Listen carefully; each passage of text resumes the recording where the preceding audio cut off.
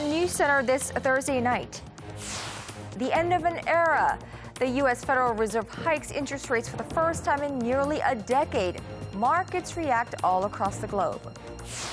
A new set of rules to regulate the U.S. forced Korea's shipments of biochemical samples into South Korea. What we're learning of the American forces handling of what could have been live samples of anthrax in this country.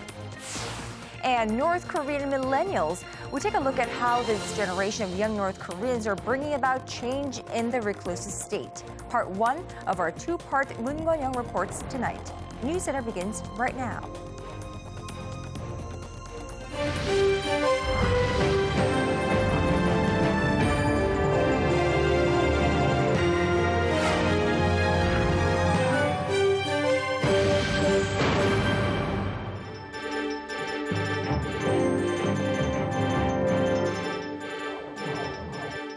Good evening to our viewers in Korea and hello to those around the world. Welcome to NEWSCENTER.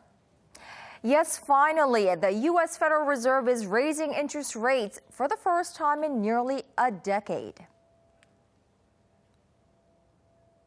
Earlier today, the Federal Open Market Committee decided to raise the target range for the federal funds rate by 1/4 percentage point, bringing it to 1/4 to 1/2%. The range now stands at 0.25 to 0.5%. The move, while small, is historically significant since the Fed has held interest rates near zero for 7 years and has not raised them since 2006. Joining me live from New York is Angela Moon, chief correspondent at Thomson Reuters headquarters for Reaction on Wall Street and Beyond. Angela, the first rate hike since 2006, that's before the Apple rolled out the original iPhone. Now, some traders on Wall Street was never around when the rate hike last took place. Many analysts have never seen a higher interest rate than the record low set at the depth of the 2008 financial crisis. So how was the so-called Fed Day received on Wall Street? Good evening, Kanyang. I came across a great quote, actually, that best described what it was like yesterday on Wall Street, and it's, we're finally done with it and we don't have to talk about it anymore. As you know, the rate hike has been a highly anticipated move. We've had the Fed and the chairperson, Janet Yellen, hint at the rate hike for months now, so there's really no market surprise. Major U.S. stock indices rallied as investors took the rate hike as a sign of confidence in the economy, while the dollar gained against the euro and the yen as the decision lifted risk appetite and U.S. Treasury yields. But another reason why the markets were so calm, if you will, was because while this was the first rate hike in years, the Fed has tightened monetary policy in other ways before, like letting its monthly asset purchase program lapse in late 2014, following a months-long reduction in size of purchases. In other words, yesterday's decision is viewed as one of many gradual steps that the Fed is taking to move away from the financial crisis era policy. Right. So, Angela, what does this decision by the Fed actually mean for our wallets, for the average Joe, if you will? That's a great question. And the short answer is that it's probably not going to have too much of an impact in the near term. One small interest rate hike is unlikely to have much impact on your budget, but that doesn't mean you should ignore this very important decision by the Fed. Now, during the press conference yesterday, Yellen said that there are some consumer borrowing rates, such as credit card rates, linked to short-term rates that might move up slightly. Indeed, some of the largest banks around the nation, just minutes after the Fed decision, said that they will be increasing their prime rates to 3.5% from 3.25%. Again, not a huge move, but something that will make a big impact in the long run. All right. What should we expect from the Fed going forward? I mean, the move today is referred to as a liftoff, meaning this is just the first of many more hikes to come in the future. Well, I expect the Fed to wait a couple of meetings at least to assess the impact of this rate hike before raising rates again. We have to note how often Yellen has said the central bank will be so-called data dependent in its rate decisions, and she has repeatedly said the rate increases are likely to be very modest and gradual. For the stock markets, at least, it's usually from now till 3 months that the S&P struggles. So if history is any indication, it shows that the S&P has declined on average about 4.4%, with the worst performance reserved for names in autos, transports, and healthcare equipment names in previous hikes. But of course, there are many macro factors that are very different now from the previous rate hikes, but it's definitely something to watch out for. Definitely. I mean, it's that uncertainty that keeps investors around the world on edge as they find themselves in uncharted waters. But for now, the Fed's historic rate hike seems to have gone smoothly. Angela Moon, chief correspondent at Thomson Reuters, live with us from New York. Thanks so much, Angela. My pleasure, Kanyang. So what about Korea? What's the reaction from Korea's economic policymakers? We go live to our Hwang Ji-hye. Ji-hye, how is this economy reacting to the Fed's rate hike? Kanyang, Korea's top central banker said today that the Fed's rate rise is not necessarily a cause for concern at this time, as the move was widely expected and the pace of the increase will be gradual. Vice Finance Minister Ju Hyung-hwan, who led the meeting that you mentioned earlier, also added to the cautious optimism, saying the Fed's decision will have a limited impact on the economy in the short term, thanks to the country's strong economic fundamentals. Korea's vast current account surplus and foreign reserves, as well as its fiscal soundness, will distinguish Korea from other emerging markets. In fact, the local stock market and the foreign exchange front remained calm. The benchmark Kospi edged up around 0.5% to close at 1,977.96, while the Korean won weakened slightly against the greenback. Still, there are lingering concerns about the effect of the Fed's rate hike on other emerging markets or oil-rich countries and the toll it could take on the domestic economy, as Korea's exports to emerging countries account for almost 60% of all outbound shipments. The corporate debt risk could rise in oil-rich countries and in some emerging markets, which will put a damper on Korea's exports. Global credit rating agency Fitch Ratings also says what is more concerning than the Fed's rate hike is the slowdown in China, as bilateral trade with the country accounts for roughly 25% of Korea's total trade. Meanwhile, Korea's economic policymakers have pledged to strengthen their monitoring of developments in the global market. Konyang. Right. Nonetheless, the business circles in Korea remaining cautious, trying to come up with ways to minimize the impact in the longer term, especially with the Fed's second and third rate hikes expected to take place in the coming months. Our Hwang Ji-hye on Korea's reaction to the Fed's rate decision. Thank you, Ji-hye, for that.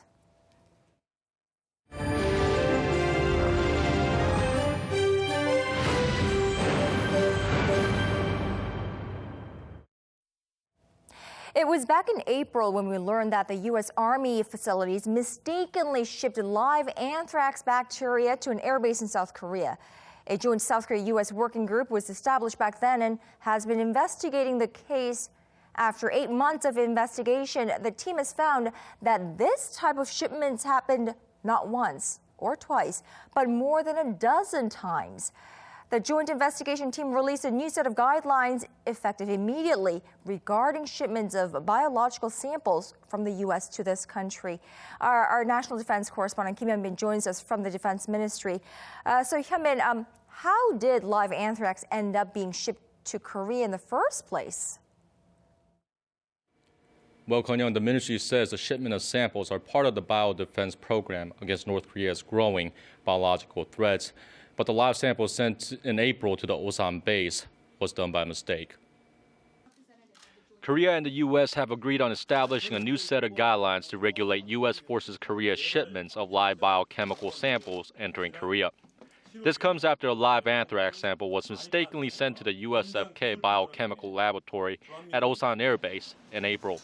Since then, a joint Korea-U.S. working group was formed to look into whether the anthrax sample was properly handled, as well as measures that can prevent similar cases from happening.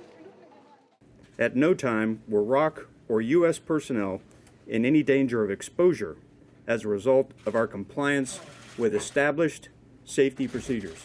The Bacillus anthracis sample was safely packaged by the United States Department of Defense, shipped by Federal Express, and stored, handled, and destroyed by USFK in accordance with established safety procedures. But this wasn't the first time USFK brought in anthrax samples to the country. Initially, the USFK told Korea in May that only one anthrax sample had entered the country. But Korea's defense ministry revealed for the first time on Thursday that a total of 16 samples had been shipped since 2009, including the one in April.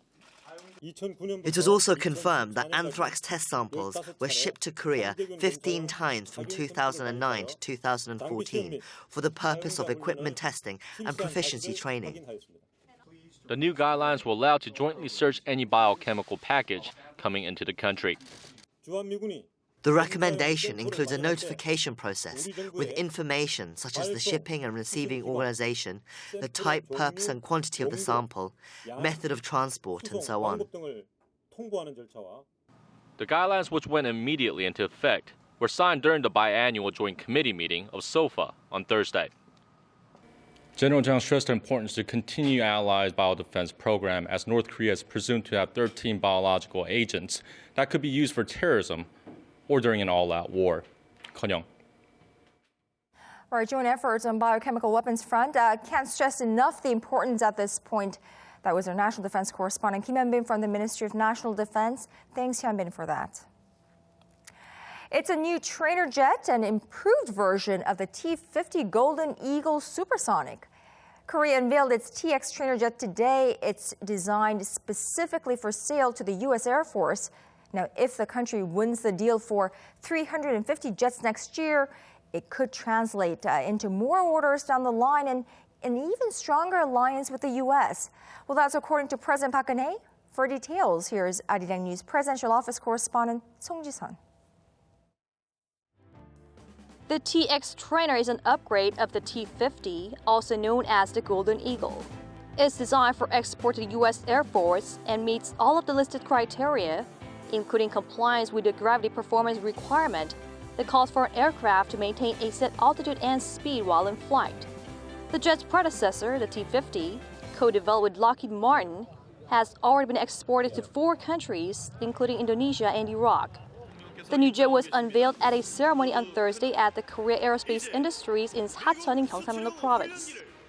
President Park Geun-hye said winning the bid would translate into significant gains for the country and its aviation industry, beyond the potential financial payoff. 국가 안보적인 측면에서도 한미 동맹을 더욱 강화시키는 촉매제가 될 것이며 한미 간 무기 체계의 상호 운용성 증대로 한반도의 안정과 평화를 유지하는 데도 큰 도움이 될 것입니다. 4 other consortiums, like the one between Boeing and Saab, are also competing for the bid, and the winner is expected to be announced in 2017. If Korea wins the U.S. bid for 350 trainer jets, it would be worth some $8.5 billion and 43,000 new jobs will be created. Seoul says the order could easily top 2,000 aircraft in the coming years, considering the potential for additional orders from the U.S. Navy and third countries after the initial rollout. President Park vowed full support for the aerospace industry, saying the sector creates added value through a convergence of multiple industries, in addition to promoting growth among small and large companies. Song Ji-sun, Arirang News. A Seoul court has cleared a Japanese reporter of defaming Korean President Park Geun-hye by reporting groundless rumors about her whereabouts during a deadly ferry disaster in April last year.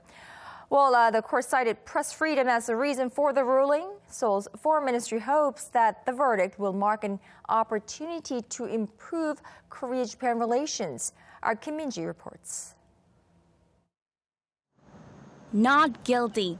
That was a ruling from the Seoul Central District Court to a Japanese journalist who had been indicted on charges of defaming President Park Geun-hye. In August last year, Tetsuya Kato, the former Seoul bureau chief of Japan Sankei Shimbun newspaper, reported on the whereabouts of President Park when the deadly Seoul ferry sank off Korea's southwestern coast, killing more than 300 people. Park was absent for about 7 hours, which sparked rumors that she was with an aide at an undisclosed location. Judge Lee Dong-gun said that while the defendant's article was inappropriate to some degree, it falls under the freedom of press in a democratic society, considering it was written to serve public interest. The judge added that the rumors Kato reported were not true, and while the article defamed the president as a person, it didn't as a public figure. Korean prosecutors previously demanded the court to hand down an 18-month prison term. After the ruling, Gato said in a news conference, the prosecutor should accept the court's decision as it is. Korean prosecutors should accept the verdict and not seek an appeal. Korea's foreign ministry says it expects the clearing of the case to be an opportunity to improve relations with Japan, which have been strained over Tokyo's historical wrongdoings. Japanese Prime Minister Shinzo Abe also welcomed the ruling, saying that he hopes it will have a positive effect on their bilateral relationship. Kim Min-ji, Arirang News. Co-founder of the country's main opposition party, An Cheol-soo, who recently called it quits with the NPAD, continues his nationwide tour to build support for his new political movement. 3 more lawmakers announced that they're following in An's footsteps and quitting the New Politics Alliance for Democracy party. Our senior parliamentary correspondent Park Ji-won has the latest on the ripples created by An's departure. Newly independent lawmaker An Cheol-soo embarked on a 2-day visit to Korea's western Jeollado province on Thursday to drum up support in the region. In a press conference held in the cities of Jeonju and Gwangju, both considered liberal strongholds, An said he had to leave the party and start his own movement because he wasn't able to remake the party from within. Also on Thursday, less than a week after An's departure from the party he co-founded, 3 NPAD lawmakers close to him announced they are following his lead. In a press conference on Thursday morning, 2-term lawmakers Moon Byung-ho and Yoo Sung-yup and 1st-term lawmaker Hwang Ju-hong said they are leaving the party because it has failed to provide voters with hope and a vision for the country. They said they will aim for a new kind of politics that prioritizes the livelihoods of the people. We will fight the Saenuri Party's pro-business policies while separating ourselves from the obsolete ideological politics of the opposition bloc. We will defeat the Saenuri Party with policies for the people. The party div left is in disarray after An's departure, which exacerbated a growing internal conflict over the party's direction. The defections represent another setback for current party leader Moon Jae-in, whose leadership was already being tested after floor leader Lee Jong-un went on a partial strike last week. While Moon said he will forge ahead with efforts to reform the party, he's facing strong criticism from within the party about the current situation. Both Moon and An have caused the public, which had been hoping for a healthy opposition bloc, so much frustration and despair, and they are not contributing to the development of Korean politics. Meanwhile, the ruling Saenuri Party continued to criticize both An's new political movement and the main opposition party for neglecting their legislative duties and pressed the opposition bloc to cooperate in passing a slew of pending economy-related bills. Park Ji-won, Arirang News.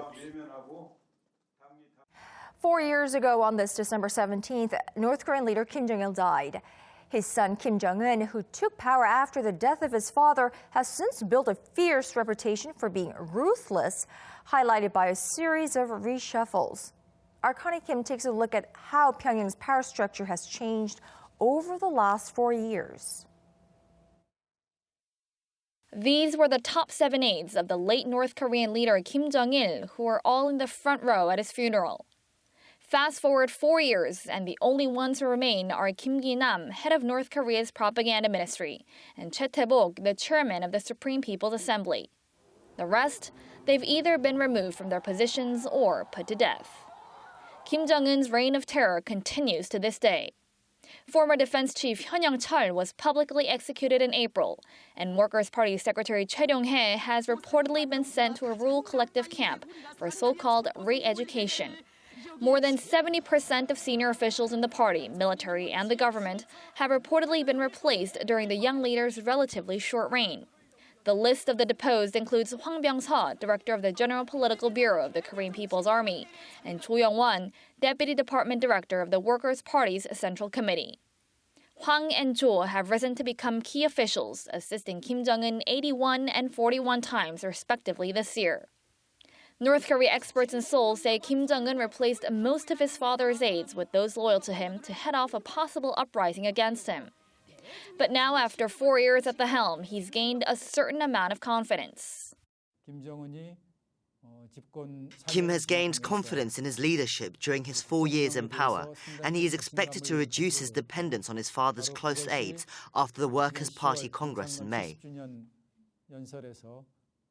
That's why many observers in Seoul believe Kim will announce another reshuffle in the coming months to cement his grip on power with relatively young officials in their 40s and 50s.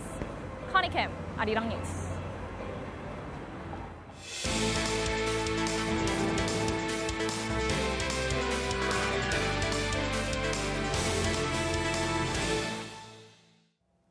North Korea is one of the world's most isolated states, but even the most reclusive of the states has something in common with the rest of the world: an obvious generation gap. North Korea's millennials are known as the market generation, and they're bringing about significant changes to the oppressive state. I had a chance to meet with one myself, part one of my two-part series on waves of change shaping and shaking North Korea. This is a story of Ju Yang.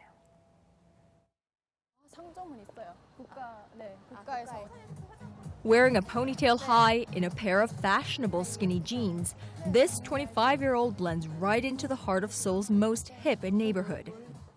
With a saucy smile and perky personality, Ju Yang enjoys hanging out in the South Korean capital's hottest shopping spot.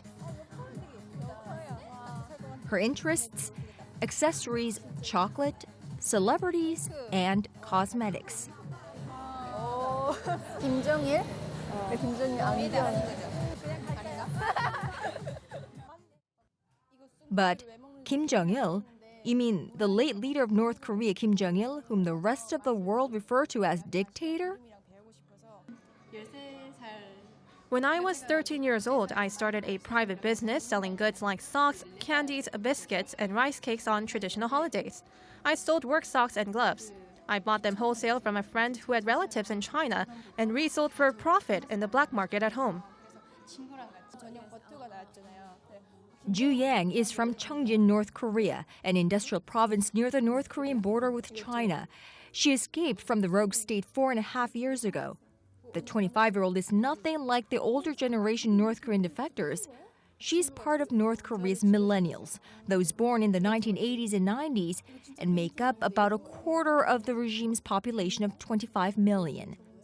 Unlike their parents, this generation of North Koreans learned the legal language of black market business from an early age. Black market not only exists in North Korea, it's prevalent across the state. Sometimes state security officials would crack down and someone would yell, "Security guards," and everyone would run with buckets in their arms. Never having seen a functioning ration system, North Korea's millennials live through the growing and proliferating illicit market inside the self-proclaimed totalitarian state. They call themselves the Changmadang, or black market generation. South Korean and American goods are smuggled in from China.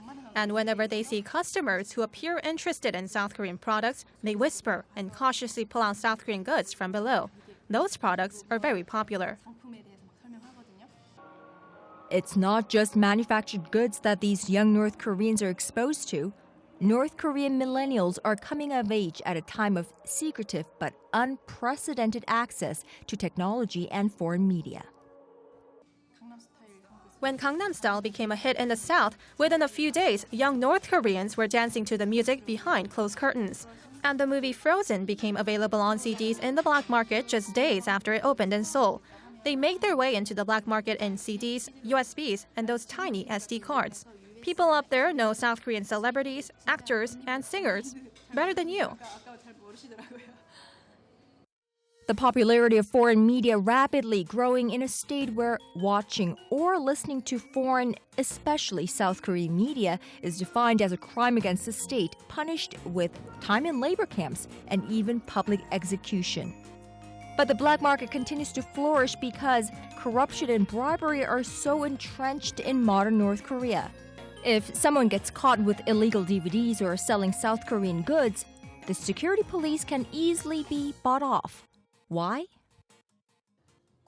To survive. The military, to realize that allegiance to the state doesn't feed your empty stomach. You starve to death staying loyal to the regime.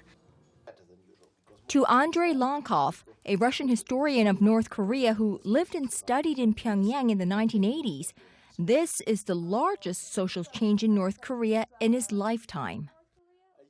These people are, compared to their parents, are much more pragmatical. They are cynical, individualistic. They do not believe in the official ideology. They mistrust the government. They are less fearful of the government compared to their parents. First is corruption. When, under Kim Il-sung, North Korea was an ideal Stalinist state, it had little corruption. Because in a Stalinist state, it doesn't make sense to take bribes. You have money, then what? Nothing can be bought for money. And it became very corrupt in the 1990s. So these young people are perfectly aware that in case of any trouble, they can pay bribe and get away with it. You can't unlearn knowledge. Once you're exposed to the outside world, to capitalism, realize what money can buy, there's no going back. And the younger generation in North Korea, like Ju Yang, is only getting older and wiser to the ways of the outside world. People think North Korea is a socialist, a communist state. I disagree.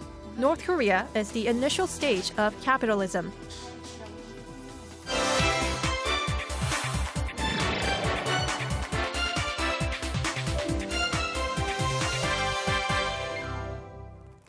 The United States has angered China for selling Taiwan nearly $2 billion worth of weapons and ships. Bruce Harrison joins me live in the studio. Now, Bruce, how long has this been in the works and what's in it? Hello, Kang-young. The U.S. just authorized this deal, but Congress approved it more than a year ago. The package includes 2 frigates, anti-tank missiles, amphibious assault vehicles, and some other equipment as well.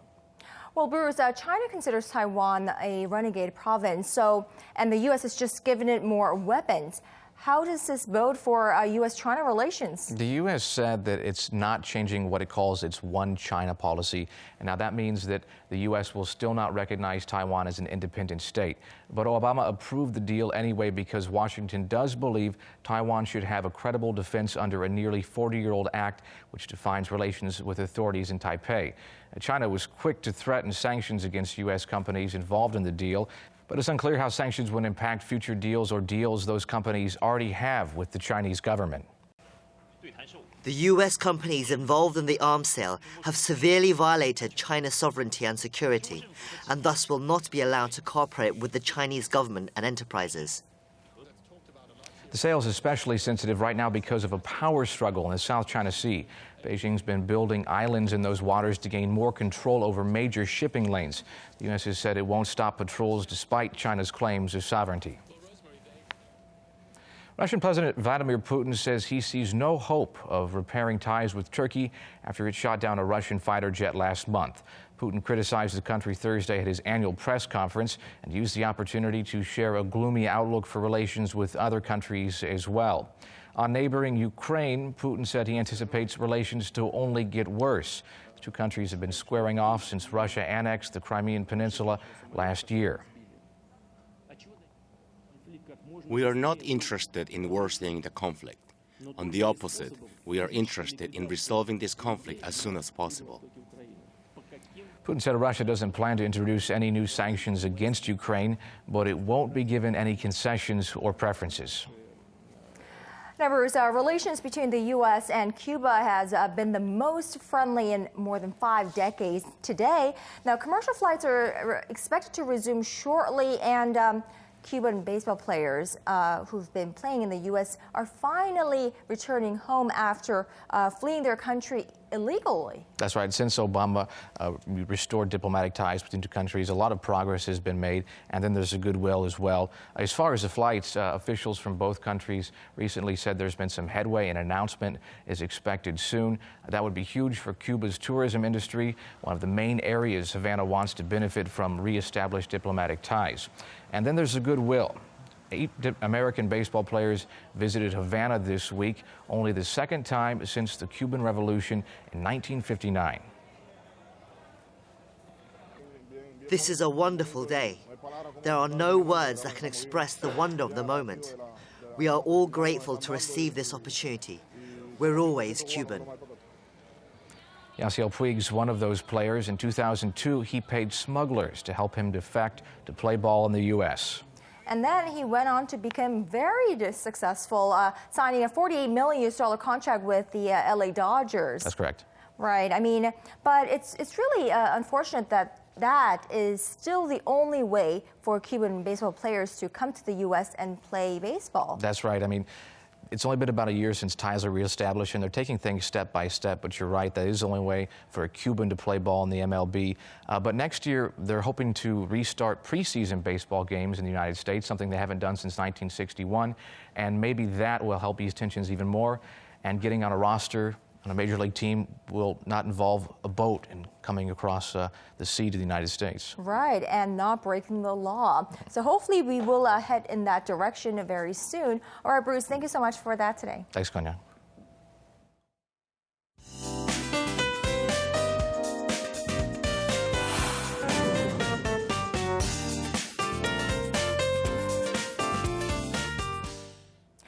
Well, the sunny skies of Seoul today was beautiful to look at, just as long as you enjoyed it out the window, and that's because it was the coldest day of the season so far. For more on the latest weather updates, let's go live to our Jihan at the Weather Center. Jihan, I can't believe I was complaining about this winter being too warm. I take that back. Yeah, me too, Konyang. Well, we had the coldest day of the year actually today. The conditions today caused not only people to bundle up from head to toes, but also roads to be quite congested as many people choose to take their own cars when traveling. And for tomorrow, the wind will die down a bit, but the morning lows will be as cold as today, kicking off at -6 here in the capital, but daily high will be much warmer, hitting 4 here in the capital under mostly sunny skies. And not surprisingly, the cold and dry conditions have surely triggered flu season across the nation, so be sure to dress accordingly tomorrow. And drinking warm tea can help you to stay warm as well. So please do keep that in mind. But again, a freezing morning is on tap for tomorrow as the capital here in Seoul will kick off at -6, -2 for Daegu, and Busan will start out the day at -1. And afternoon highs will be slightly higher as Seoul will peak at 4, Daejeon and Daegu will rise to 5 and 7, Busan and Jeju will see a high of 9 tomorrow afternoon. Now, good news. Temperatures will be above the seasonal average on both Saturday and Sunday, so actually it will not be a bad idea to make some good weekend plans ahead. That's Korea for you, and here's a look at the weather conditions around the world.